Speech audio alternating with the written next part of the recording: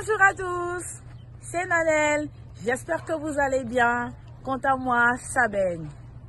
Le sujet d'aujourd'hui est un sujet très pertinent, mais qu'on ne parle pas souvent dans la communauté, dans notre communauté, la communauté africaine. Parce qu'on se dit que ça ne nous arrive pas souvent, mais en réalité, dans la vie de tous les jours, ça n'arrive pas qu'aux autres.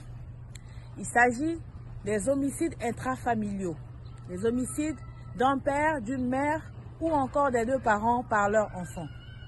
Lorsque ça arrive, on se pose beaucoup de questions. Qu'est-ce qui n'a pas bien pu marcher?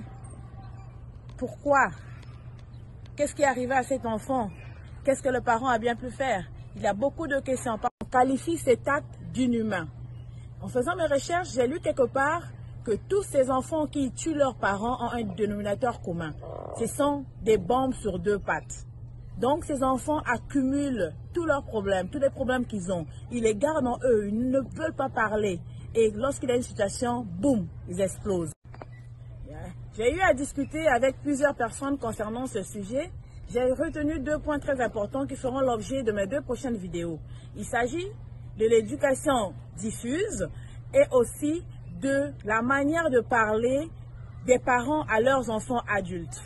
Bien que nous cherchions les causes de ces problèmes, cela n'exclut pas le fait que cet acte reste tout de même inhumain. Parce qu'un enfant qui a été élevé par ses parents, un enfant qui a été mis au monde par ses parents, ôter ses mêmes parents la vie, vraiment, c'est un acte cruel quand même. Jeunes gens, chers adolescents, lorsque vous êtes en colère ou lorsque vos parents vous adressent la parole ou lorsque vos parents vous conseillent, si vous n'êtes pas de bonne humeur, il est mieux de se déplacer par exemple. Sortez, allez prendre de l'air. Pourquoi pas prier même.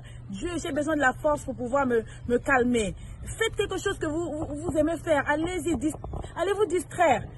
Parce que porter main sur son parent, sur son père ou sa mère, c'est une malédiction. Combien de fois lui ôter la vie?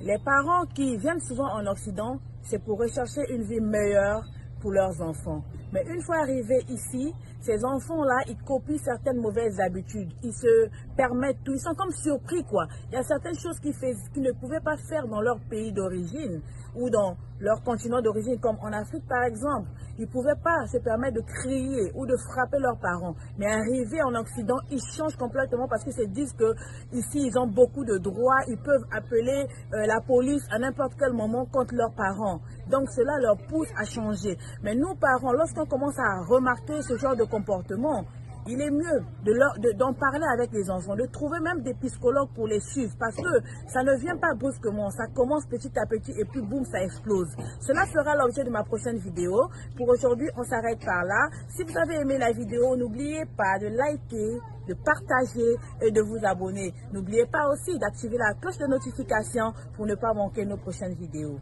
Merci.